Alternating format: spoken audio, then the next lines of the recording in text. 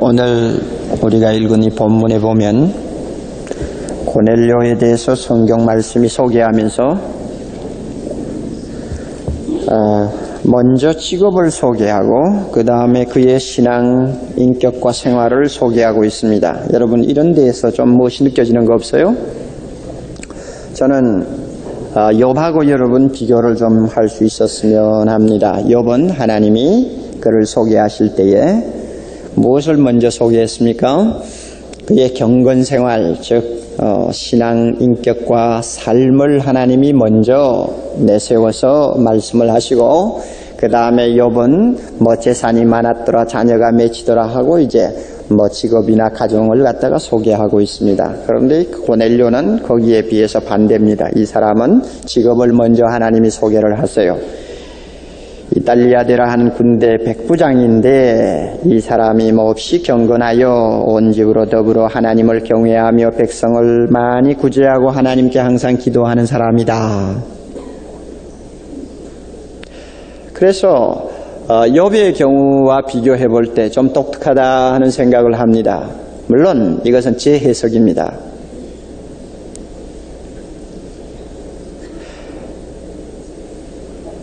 꼭 그렇다는 이야기는 아니에요. 그렇지만 성경을 보다가 어떤 때는 이런 것도 마음속에 무엇인가 던져주는 것이 있어요. 고넬료가 평범한 직업을 가진 사람이었다면은 그분의 직업이 먼저 나왔든지 아니면은 그 사람의 경건 생활에 대해서 먼저 이야기를 하든지 그렇게 문제가 안 되는데 워낙 직업이 독특하니까 하나님께서 그의 직업 소개를 먼저 하시는 데는 좀 이유가 있었지 않았을까? 저 생각이 그렇게 들어요. 욥은 자유업입니다. 또 그의 위치는 족장의 위치니까 누가 이래라 저래라 하고 전혀 간섭을 받지 아니하는 사람입니다. 그리고 그는 부유한 사람입니다. 이런 여건 하에서 그가 하나님을 마음대로 섬길 수 있었다는 것도 사실이고 또 자기가 원하는 스타일로 신앙생활을 끌어갈 수도 있고 가정을 교육할 수도 있었던 위치의 사람입니다. 그러니까 그가 하나님 앞에 특별히 여러 가지 면에서 의롭고 경건했다 하는 것이 그렇게 대단하게 보이지를 않아요. 거기에 비해서 이 고넬료는 남의 수하에 있는 그저 우리로 말하면 요즘 말하면 그저 중대장격인 사람입니다. 지위도 높은 자가 아닙니다. 서열이 몹시 까다롭고 질서가 엄하고 또 상하의 구별이 엄격한 체제 속에서 사는 사람이었기 때문에 그와 같은 직업을 가진 사람이 참 하나님을 바로 섬기고 경건하게 살았다 하는 말을 들으면 참 독특한 사람이구나, 특별한 사람이구나 하는 느낌이 든다고요. 그러니 그 직업이 먼저 나올 때 벌써 우리 마음에 무언가 닿는 것이 있어요. 그는 남에게 속해 있는 사람이요, 욥처럼 그렇게 부유한 사람도 아니요, 그렇다고 또 무슨 제 마음대로 할 수 있는 그런 권리가 특별히 주어진 사람이 아닙니다. 그런데도 그의 직업과 어울리지 않게 하나님을 위해서 바로 살다가 참 기가 막힌 축복을 받은 사람으로 소개가 됩니다. 여러분, 신앙생활이 직업에 영향을 줍니까? 아니면 직업이 신앙생활에 영향을 줍니까? 어느 쪽이 정상이라고 생각합니까? 이것은 자주 관심 있는 우리의 토론의 주제가 됩니다. 어느 장로님, 어느 집사님 참 신앙 좋더라. 그래 놓고는 그분이 뭘 하는 사람이지? 무슨 일을 하는 사람이다. 그는 별로 매이지를 않아. 마음대로 할 수 있는 그런 직업이야. 그러면 그렇지, 그러니까 그렇게 신앙생활 잘하지. 그렇게 교회에 또 충성하고 열심히 돕지. 그런데 어떤 사람 보고 저분 참 신앙이 좋은데 직업이 뭐지? 군인이야, 군인 하면 어떻게 느껴져요? 군인이 저렇게 신앙이 좋아? 흔히들 우리가 느끼는 어떤 인상 아니에요? 또 아주 시간적으로 쫓기고 정신없는 생활을 하는 사람이 참 교회 출석도 충실히 하려고 애를 쓰고 노력을 하는 것 보면 정말 참 믿음 좋구나. 그렇게 감명을 받게 됩니다. 우리 교회도 보면 직업이 다양합니다. 그런데 일반적인 상식으로는 도무지 신앙생활을 잘할 수 있는 직업이 아니에요. 그런데도 어떻게 하든지 바로 살아보려고 몸부림치는 모습이 보입니다. 그런 분들 보면 자연히 고개가 숙여져요. 제가 누구누구라고 들지 않겠어요. 괜히 교만해가 또 이렇게 들을까 싶어서 겁이 나가지고 말 안 할래요. 그러나 우리 주변에 많이 있어요. 오늘 이 시간 우리가 한 가지 마음속에 잠재해 있는 생각 하나를 고쳐야 되겠어요. 항상 직업이 신앙에 영향을 준다고 생각하는 사고방식입니다. 그래서 직업 때문에 내 신앙이 자라지 않는다. 직업 때문에 신앙생활 바로 못하겠다. 내 직업이 이러니 어떻게 내가 바로 하나님을 섬길 수 있겠는가? 그러니 하나님도 내 사정 알지 않겠나? 항상 이런 잠재의식이 내 마음속에 꽉 잡혀 있어서 할 수 있는데도 안 하는 경우가 많이 있어요. 고넬료는 이런 사람을 꾸짖기 위해서 특별히 기록된 중요한 인물 중에 하나라고 봅니다. 직업이라고 하는 발에다가 신앙생활이라고 하는 구두를 신기려고 애를 쓰지 마세요. 이것은 성경적이 아니에요. 신앙생활이라고 하는 발에 직업이라는 구두를 맞추어야죠. 그래서 어떤 직업이든지 간에 내 신앙이 그 직업의 성격을 규명하고 내 신앙이 그 직업의 질을 높이고 내 직장생활 전체를 내 신앙으로서 의미 있게 하고 올바른 방향으로 끌어갈 수 있도록 만들어야 그 사람이 신앙인이지, 직업에 의해서 하나님 중심으로 살아야 할 인간이 하나님을 옆에다가 밀쳐놓고 내 마음대로 살고 그것을 직업에다가 혹은 직장에다가 핑계를 돌린다는 것은 우리가 하나님 앞에 바람직한 삶이 아닙니다. 아무리 하나님 중심의 직장 생활을 하려고 해도 도무지 불가능하다고 할 땐 직업을 바꾸어야 돼요. 이것이 크리스찬입니다. 하나님 그 직업 바꾼다고 해서 굶어 죽이겠어? 그 직업 바꾼다고 해서 그 사람으로 하여금 패배자를 만들겠어? 하나님, 내가 전에는 예수 안 믿었을 때는 이런 직장에서도 만족했지만 예수 믿고 보니 아침부터 저녁까지 전부가 걸리는 것이요, 양심에 가책받는 것이요, 내 손이 그저 더러운 죄악으로 시커멓게 때가 묻어서 저녁에 돌아오는 이런 생활을 내가 날마다 어떻게 할 수 있습니까? 내 입을 열고 하나님 앞에 기도하고 싶어도 내 입에 더러운 죄악의 냄새가, 하루 종일 씹은 죄악의 냄새가 물씬 나는 이 생활 속에서 내가 어떻게 염치불구하고 회개를 자꾸 할 수 있습니까? 떠나지 아니하면 이런 생활을 벗을 수가 없으니 하나님 어떻게 합니까? 그렇게 여러분이 하나님 앞에 기도해 보세요. 분명히 하나님께서 흙탕물에 들어서서 자꾸 발이 깨끗하지 않다고 자신이 자꾸 불평하는 것은 지혜롭지 못해요. 하나님께서 나오라고 그래요. 맑은 물로 들어가서 씻으라고 그러지, 그 자리에 서서 발 깨끗하지 않다고 자꾸 하나님 나무라진 않아요. 그러니까 하나님 직업을 바꾸어 주세요.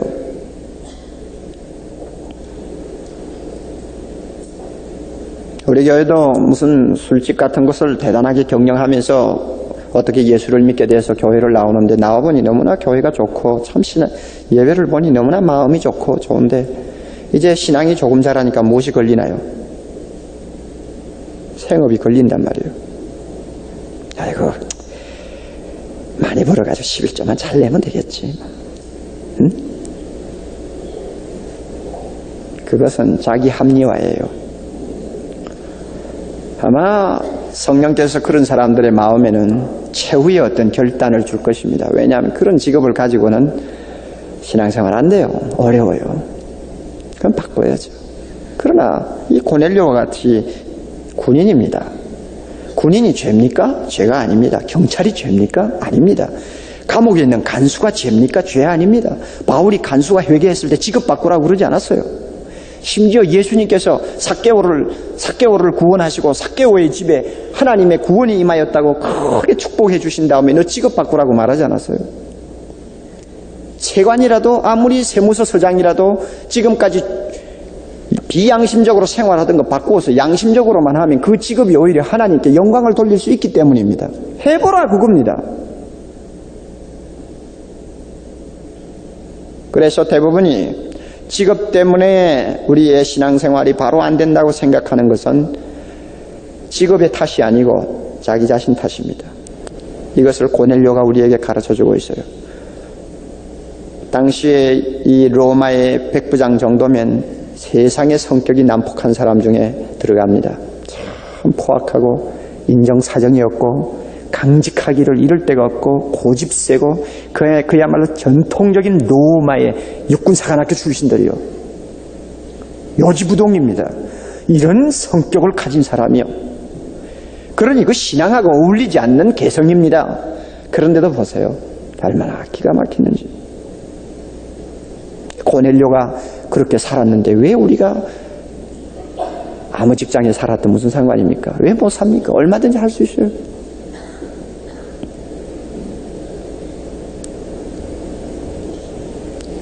고넬료의 이 인격의 특징이 무엇입니까? 2절에서 그는 어떤 사람이라고 그랬죠? 경건한 사람이다. 이 경건한 사람이다. 그는 경건하여 그랬습니다. 저는 이 본문을 보면서 경건이라는 것은 도대체 무엇이냐 자꾸 생각을 해보면서 성경 여러 곳에 경건이라는 용어가 나오는 것을 일일이 다 검토를 좀 해보았어요. 경건이 뭐냐? 그리고 헬라어의 경건이라는 말이 율라베이스라는 단어인데 이 율라베이스라고 하는 말이 어떤 의미를 지니느냐 하고는 저는 큰 원어 사전 같은 것을 내놓고 좀 검토를 신학적으로 좀 써놓은 것을 보았어요. 왜냐하면 우리가 경건을 막연히 사용하거든요. 심지어 여러분이 quiet time 하는 거 큐티 경건의 시간 이렇게 해가지고 많은 사람이 생각하기를 경건의 생시간이라는 것은 하나님 앞에 기도하고 성경 공부하는 시간이다 이렇게 생각하고 있습니다만은 사실은 경건을 그렇게 좁게 의미를 다루면 안 돼요. 경건의 시간이라고 한 것은 한국 번역이지 미국 사람들이 사용하는 그 시간의 이름은 quiet time입니다. 조용한 시간. 또 정숙한 시간이라는 말이지 성경에 말하는 경건은 아니에요. 경건의 일부죠. 경건이 뭐요? 제가 모든 참고 서적을 조사하고 또 성경을 조사하면서 하나 결론을 내린 것은 이것입니다. 하나님의 법을 어기지 아니하려고 깨어서 주의하는 마음 자세 또 그러한 생활 이것을 경건이라고 한다. 하나님의 법을 어기지 않으려고 항상 마음이 깨어 있어서 주의하는 사람을 일컬어서 경건한 사람이다. 또 그와 같은 생활을 하는 사람을 일컬어서 경건한 삶을 산다. 이렇게 말할 수 있습니다. 이 말을 우리가 신약적인 의미로 좀 바꾸어서 본다면 하나님의 뜻에 어긋나지 않으려는 마음의 자세, 이 경건한 마음입니다.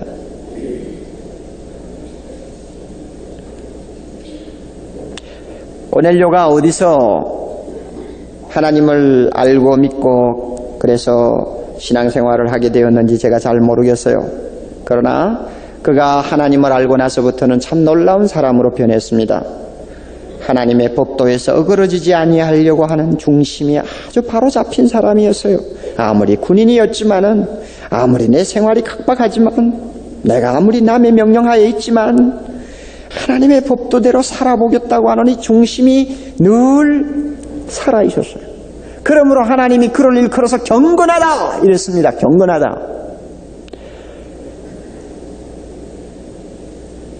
그리고 그의 경건은 두 가지로 나타납니다. 하나님을 향해서는 경외함으로 나타나고 이웃을 향해서는 무엇으로 나타납니까? 구제함으로 나타나고 그리고 기도하는 생활은 이와 같은 경건 생활을 지탱해 나가는 하나의 원동력의 역할을 한 것입니다. 그러니 고넬료에 있어서 경건함은 마음에만 있는 경건이 아니요 하나님을 향해서는 경외함으로 이웃을 향해서는 구제함으로 표현된 경건이었습니다.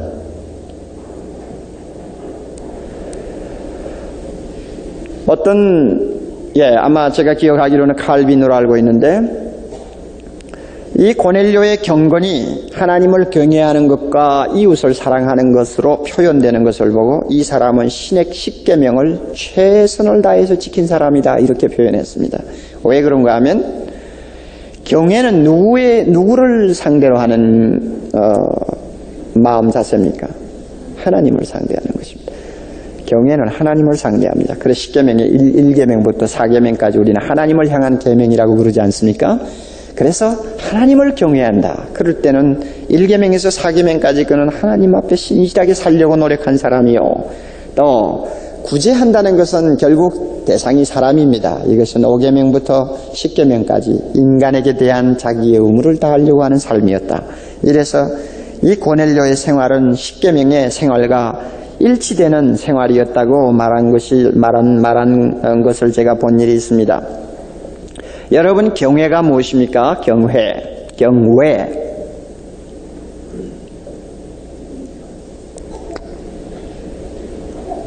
제가 이런 평범하게 흔히 많이 쓰는 용어를 자꾸 묻는 이유가 있어요.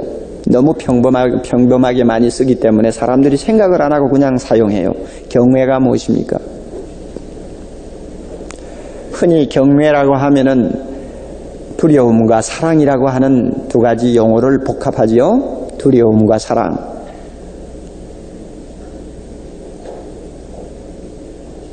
두려워함의 감정이 복합된 사랑. 어디에서 찾아볼 수 있느냐 하면은 자녀와 부모 사이에서 제일 정확하게 찾아볼 수 있습니다. 부모님을 몹시 사랑합니다. 그러면서도 두려워합니다.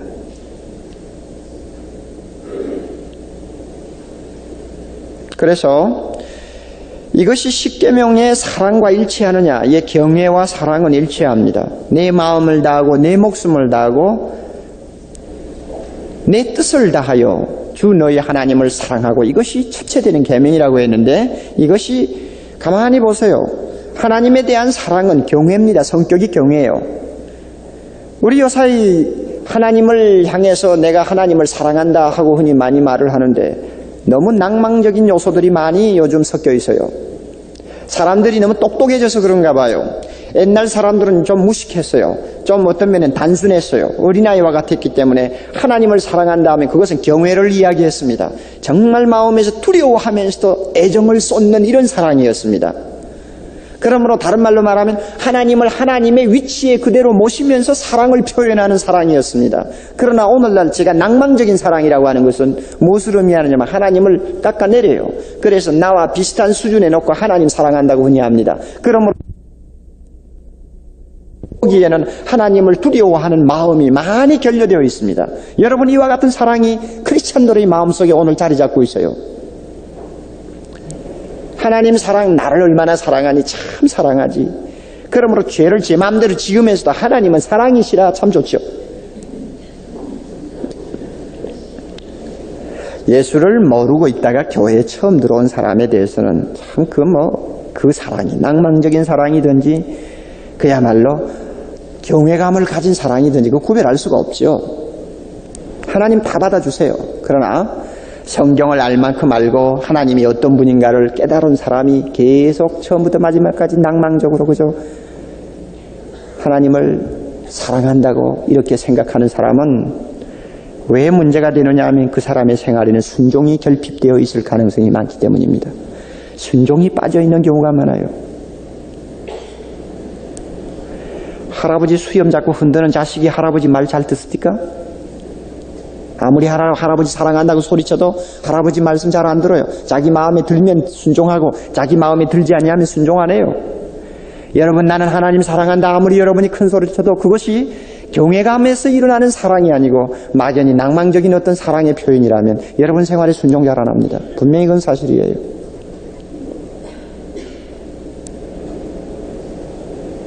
저는 오늘 현대인들을 보고 참 좀 괴로운 점이 그런 점입니다. 너무 사랑이라는 것이 어떤 면에는 저질화되었지 않느냐. 하나님이 그 사랑을 정말 받으실까?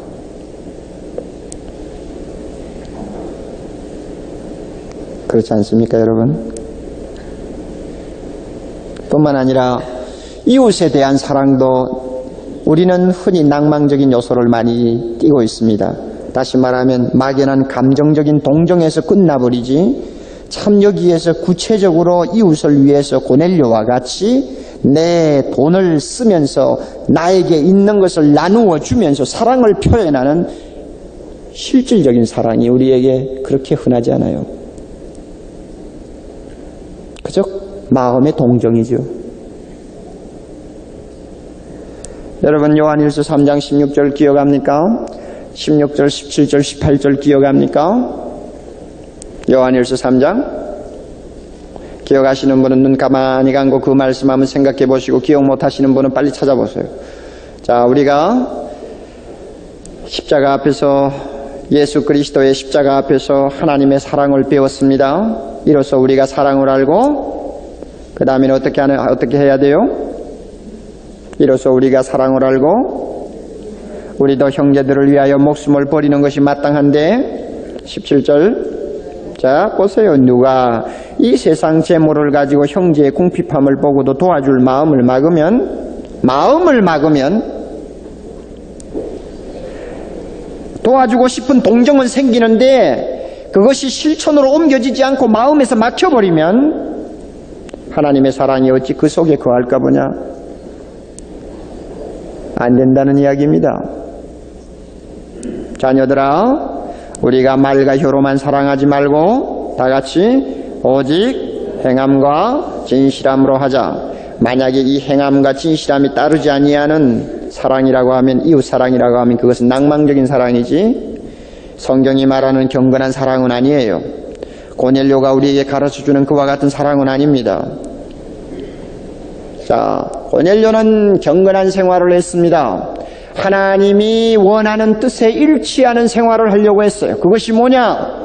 하나님을 경외했습니다. 두려워하면서 그를 사랑했습니다. 그러므로 그에게는 순종이 있었습니다.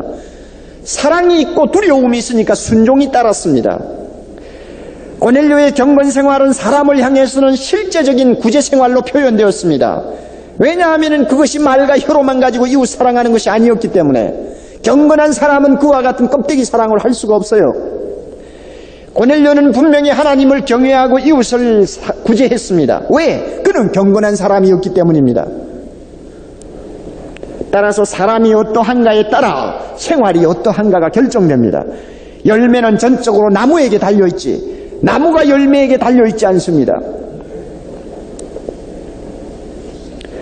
제가 가만히 생각하니까 고넬료는 핍박도 꽤 받았을 것 같아요. 왜냐하면 여러분 아시는 바와 같이 디모데후서 3장 12절에 무릇 경건하게 살고자 하는 자는 무엇을 받으리라? 핍박을 받으리라. 아니 아무리 자기가 대단한 사람이라 할지라도 여러분 군대 안에서 혼자 그렇게 시간 맞춰서 하나님 앞에 기도하고 모든 것을 하나님 중심으로 살려고 애를 쓰고 이웃 사람들에게 없는 재산인데도 조금씩 보태주면서 구제하고 하니까 그 군대 세계에서 그것이 어울립니까? 같은 장교들끼리 그것이 제대로 먹혀질 것 같아요? 결국은 동료들로부터 따돌림을 받았을 가능성도 있고 너 왜 로마 사람으로서 유대교를 믿느냐? 너 왜 로마의 신은 그만두고 왜 하나님이라는 신을 너 혼자 믿고 있느냐? 아마 자기 자신의 어떤 지위에도 상당한 위협과 공갈을 받았을 가능성이 있습니다. 어떤 면에는 제가 볼 때 고넬료의 군대 생활이 그렇게 길지 못했을지도 모릅니다. 제 추측입니다마는 그가 그의 식구들과 함께 성령의 충만함을 받고 예수 그리스도가 나의 구원자라는 것을 확신한 다음에는 아마 군대 생활 그렇게 길게 하지 않냐고 옷 벗고 나서 로마에 돌아가 로마 교회의 중요한 인물이 되었을지도 모릅니다. 왜냐하면 이와 같이 하나님 중심의 경건한 생활을 하려는 자에게 핍박이 없을 리가 없어요. 세상 사람들은 우리가 하나님 중심의 삶을 살려는 거 별로 안 좋아합니다. 여러분 직장에서 그와 같은 생활을 해보세요. 분명히 핍박이 옵니다. 사람들이 따돌려요. 사람들이 비웃어요. 그러나 우리가 예수 믿고 달라진 것이 무엇입니까? 과거에는 사람 중심으로 살았지만 이제는 하나님 중심으로 살려는 것이요. 이제는 하나님의 뜻을 실제적으로 순종하면서 실행하면서 살려는 것이 우리가 과거와 다른 우리 자신 아닙니까? 그러니까 핍박을 받아도 우리는 살아야 합니다. 경건해야 합니다. 여러분의 경건 생활이 그저 와서 예배 보는 것으로 끝나지 않기를 바랍니다. 말세 교회는 경건의 위기를 당한다고 분명히 예언했습니다. 말세 교회는 경건의 위기를 당한다. 디모데후서 3장 우리 돌아갑니다. 성경 찾으실 때는 정확하게 찾으세요. 이것도 이제 여러분이 연습이 많이 되어야 합니다. 디모데후서 3장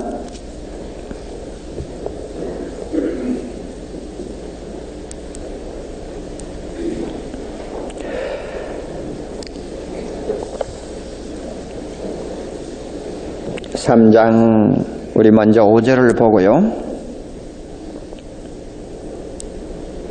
경건의 모양은 있으나 경건의 능력은 부인하는 자니 이 같은 자들에게서 내가 돌아서라. 자, 그러면 왜 경건의 모양은 있으면서 경건의 능력을 부인한다고 합니까? 그 사람들이 도대체 누굽니까?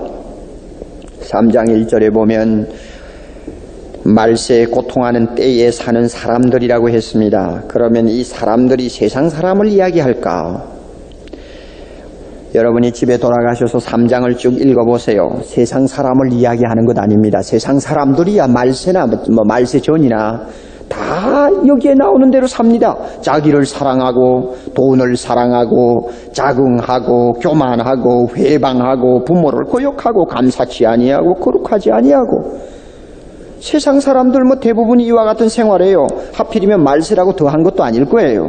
물론 더 악해질 수도 있습니다만은 지금 여기에서 말씀하는 중요 테마는 교회 안에 이와 같은 불경건한 생활이 스며든다는 이야기입니다.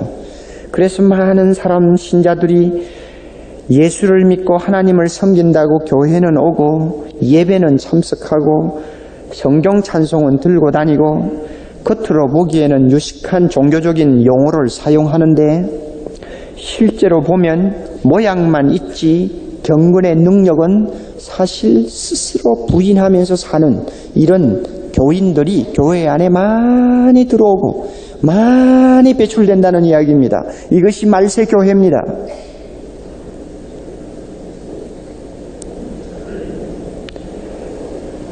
고넬료와 같은 사람을 찾기가 어려워진다는 말입니다.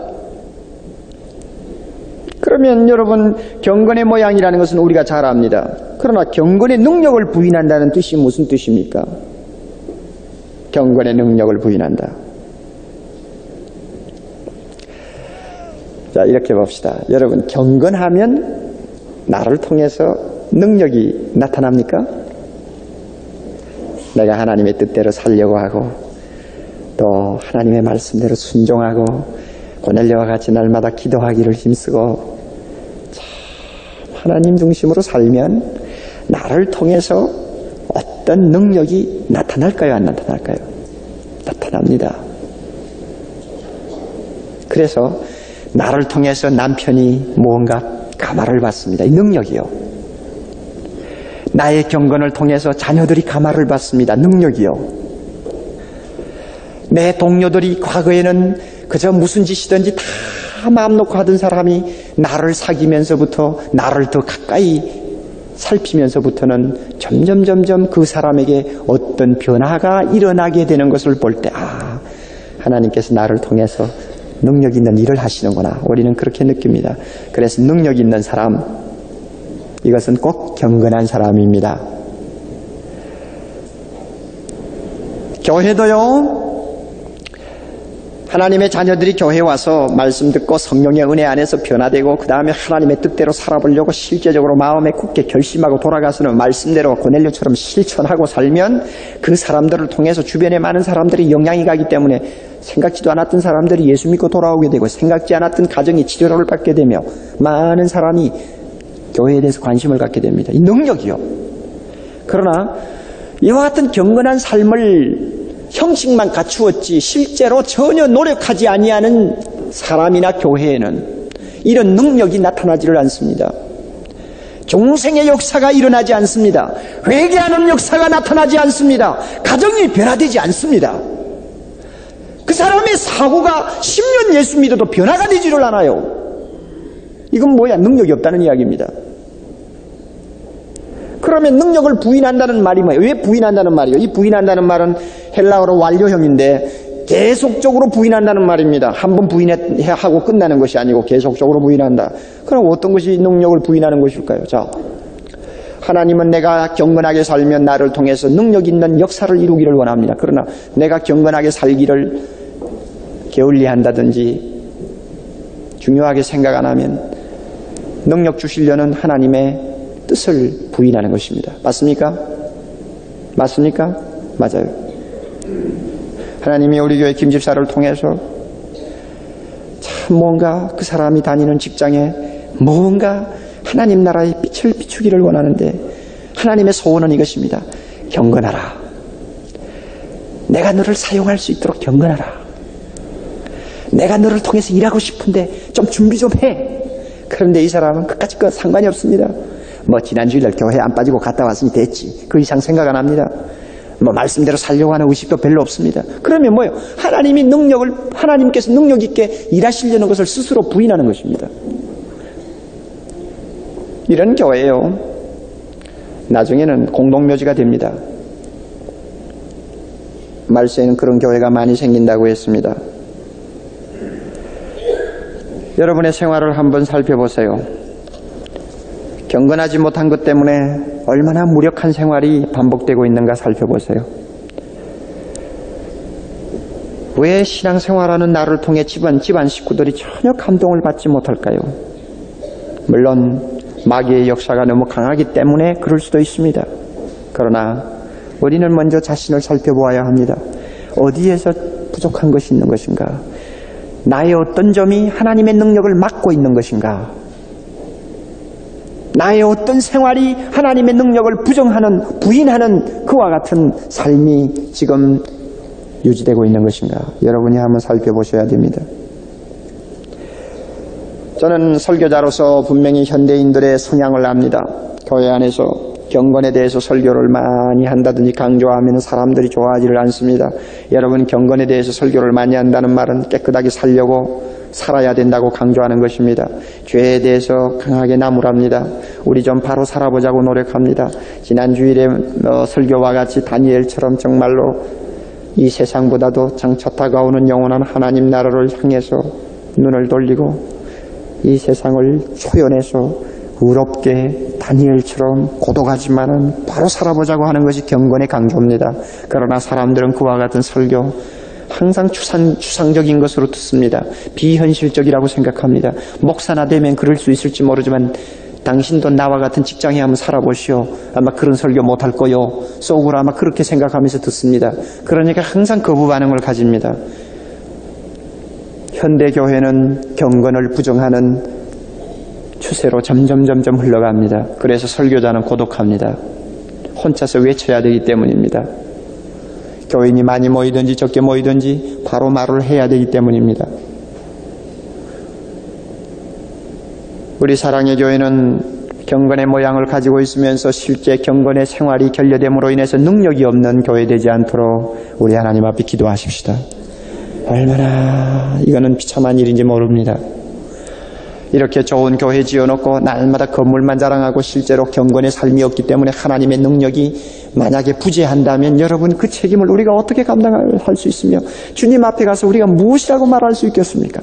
우리가 이 건물에 14억을 투자했으면 앞으로 이 교회 안에서 많은 성도들이 경건하게 사는 생활을 배우고, 그래서 고넬료와 같이 군대로 고넬료와 같이 어려운 직업을 택해서라도 뛰어가서 경건한 생활을 내가 모든 사람에게 보여줄 때 14억을 투자한 그 대가가 1,400억을 통해서 나타날 수도 있고 그 이상의 놀라운 이익을 가져다 줄 수 있는데, 건물에만 투자하고 전혀 거기에서 어떤 유익이 나타나지 않는다면, 하나님이 원하는 어떤 이윤이 들어오지 않는다면 이 건물은 쓸데없는 투자, 잘못된 투자로서 끝나는 것입니다. 거룩하게 삽시다. 고넬료와 같이 하나님의 뜻에 일치하려고 하는 간절함을 가집시다. 그래서 그 일치하지 못하는 삶이 나의 눈에 조금이라도 뜨이면 바로 잡아보겠다고 하는 안타까움을 가지고 하나님 앞에 매달리면 하나님이 반드시 은혜 주신다고 믿습니다. 그러면 경건하지 못해서 허우적거리던 생활보다도 더 놀라운 생활이 나타납니다. 경건한 자를 통해서 하나님이 일하실 때는 그 능력이 이 세상을 이기고도 남는 능력으로 변합니다. 하나님께서 경건한 자를 얼마나 사랑합니까? 욥을 보세요. 하나님께서 그랬죠. 마귀복은 네가 내 종 욥을 한번 자세히 보았느냐? 그와 같이 순전하고 정직하여 하나님을 경외하며 악에서 떠난 자가 세상에 없느니라. 얼마나 자랑스러우냐. 여러분 또 보세요. 사가랴와 엘리사벳을 보세요. 하나님 앞에 의인이니 주의 모든 계명과 규례대로 흠이 없이 행한 사람이라고 칭찬했습니다. 여러분 예수님을 팔에안고 하나님을 향해서 할렐루야라고 찬송하던 시므온을 보세요. 하나님이 이렇게 말씀합니다. 이 사람이 의롭고 경건하여 이스라엘의 위로를 기다리는 자라 성령이 그 위에 계시더라. 고넬료를 보세요. 천사가 가로되 네 기도와 구제가 하나님 앞에 상달라여 기억한 바 되었으니 얼마나 경건한 자를 하나님이 사랑합니까? 얼마나 사랑합니까? 그래서 고넬료에게 놀라운 선물 주십니다. 베드로를 보냈습니다. 뿐만 아니라 베드로를 통해서 예수 그리스도의 복음을 그에게 알려주셨습니다. 동시에 말씀을 듣는 순간 성령이 고넬료 가정에 뜨겁게 충만하게 임했습니다. 경건하게 살려고 하는 자를 사랑하시기 때문입니다. 우리가 왜 이런 은혜 못 받습니까? 경건하지 못해서 그래요. 경건하지 않으면서 하나님 사랑만 받겠다고 하는 것은 너무나 지나친 것입니다. 여러분 구원을 주실 때 하나님의 사랑과 하나님의 자녀에게 주는 사랑을 구별하세요. 다시 말합니다. 구원자로서의 대상, 내가 구원자로서 구원받아야 할 대상이 되었을 때 하나님이 베푸는 사랑과 이미 하나님의 자녀가 된 다음에 하나님이 베푸는 사랑을 구별하시라 말입니다. 내가 구원받아야 할 죄인으로 있을 때는 하나님의 사랑은 조건적이요, 무조건적이요? 무조건적. 하나님이 세상을 이처럼 사랑하사 독생자를 주셨어. 무조건이요. 그러나 일단 자녀가 된 다음에 하나님의 모든 은혜를 누리는 자녀가 된 다음에는 그 다음에 하나님의 사랑은 조건적입니다. 무엇이 조건인지 알아요? 여러분 기억나시죠? 성경 구절 요한복음 14장 21절 기억납니까? 제자훈련 받는 분들 한번 배워보세요. 내 계명을 가지고 지키는 자라야 나를 사랑하는 자니. 그 다음에 나를 사랑하는 자는. 저도 기억이 잘 안 나요. 다시 해봐요. 내 계명을 가지고 지키는 자라야 나를 사랑하는 자니. 사랑하는 자는 내 아버지께 사랑을 받을 것이요. 그 무슨 뜻입니까? 조건적이죠. 그래서 가만히 보면 예수를 똑같이 믿고 신앙생활을 하는데 어떤 사람은 하나님의 사랑이 너무너무 풍성해서 세상적으로 볼 때는 그렇게 만족할 만한 것도 못 가지고 있으면서도 언제나 행복하고 그 얼굴이 평화스럽고 그 마음에 병이 없는 것을 봅니다. 왜냐하면 하나님의 사랑을 너무 많이 받고 살아요. 그러면 그런 사람 가만히 보면요, 하나님의 뜻대로 살려고 하는 몸부림이 있어요. 하나님의 계명을 지키려고 하는 안타까움이 있어요. 그래서 되도록이면 하나님의 뜻대로 살려고 노력합니다. 그런 자녀를 하나님이 사랑합니다. 여러분도 마찬가지요. 우리가 자녀를 키우지만 어떤 자녀를 더 사랑합니까?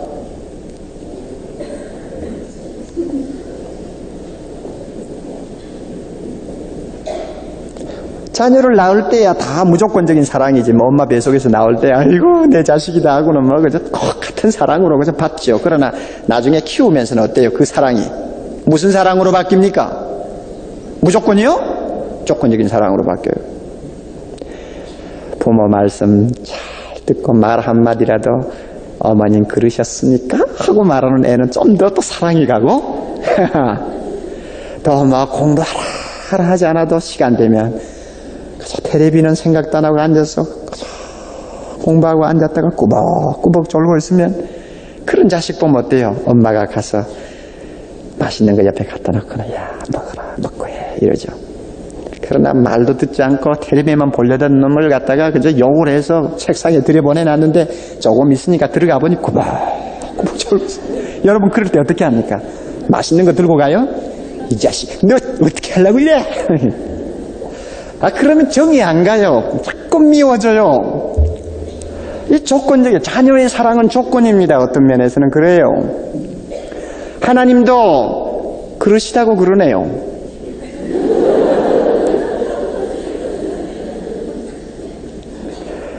내가 하나님의 말씀대로 고넬료처럼 순종하고 하나님 경외하고 이웃 사랑하라니까 자기 것 그저 소비해가면서 하나님 말씀대로 살려고 노력하는 자 하나님이 너무 사랑하신다. 여러분, 세상에서 가장 큰 보배는 하나님의 사랑을 받느냐 안 받느냐입니다. 제가 목사가 되어봐서도 알아요. 저는 죄인이에요. 죄가 많아요. 그러나 한 가지 분명한 것 있어요. 하나님이 저를 참 사랑하신다는 겁니다. 여러분도 아시죠?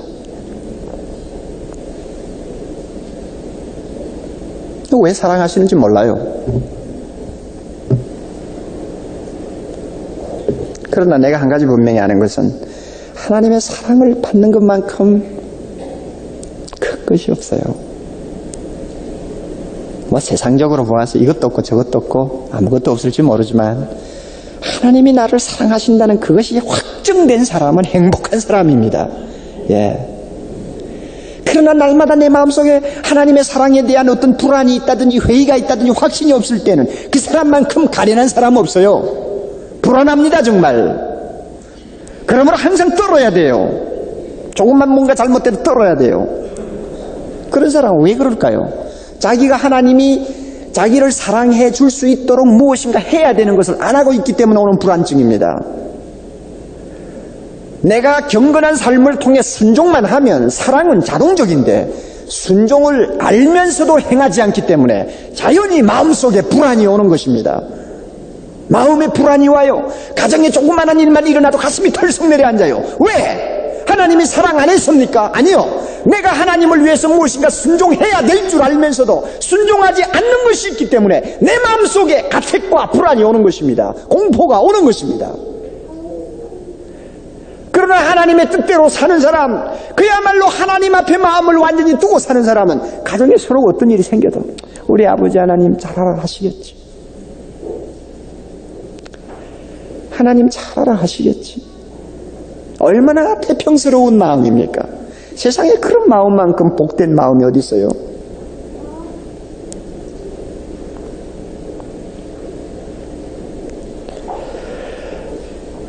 오늘 저녁에 설교가 좀 길어져서 미안합니다.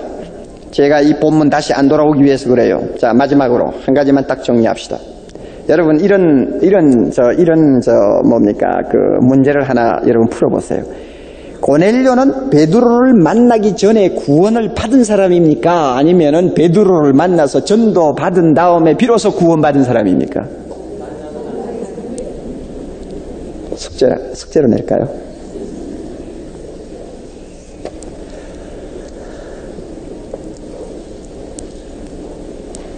만약에 베드로를 만나고 나서 구원 얻었다고 한다면은 어떻게 구원받기 전에 고넬료의 경건 생활에 하나님에게 인정을 받아서 너 구제함이 기억된 바 되고 네 기도가 하나님 앞에 상달되었다는 말이 가능합니까? 또 만약에 베드로의 복음을 듣기 전부터 구원받은 사람이라면은 마치 고넬료가 베드로를 통해서 예수의 복음을 듣고 구원받은 것은 행위구원처럼 보입니다.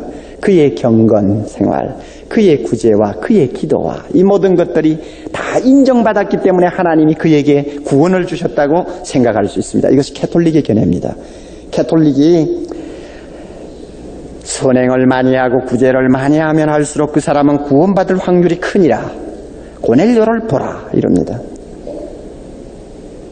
여러분 어떻게 이 어려운 문제를 해결하시겠어요? 좋은 설교는 항상 답을 다 주는 것이 아닙니다. 조금 의문을 남겨놓고 집에 가서 생각하면서 자꾸 성경을 쳐다보고 기도하는 그것도 좋은 일이죠. 그러니까 그거 참 이상하다. 고넬료가 베드로를 만나기 전부터 이미 구원받은 사람이면 그 참 왜 하필 베드로를 보내서 또 예수님에 대해서 이야기하도록 하셨을까? 그것은 그러면 고넬료의 구제와 기도와 경건 생활에 있어서 하나님이 보상하신 것이 아닌가? 만약에 베드로의 복음을 듣고 비로소 예수 믿었다고 한다면, 구원받았다고 한다면 어떻게 구원받기 전에 그의 기도와 구제가 하나님 앞에 상달된다고 볼 수 있겠는가? 여러분이 그 문제를 풀면 여러분이 복음에 있어서 상당한 수준에 지금 올라와 있는 사람입니다. 신학적으로 상당한 수준에 있는 사람이에요. 그거 못 풀고 오락가락하면 주여 나는 아직 더 배워야 되겠습니다. 그렇게 하셔야 돼요. 자, 우리 머리 숙이고 기도하십시오.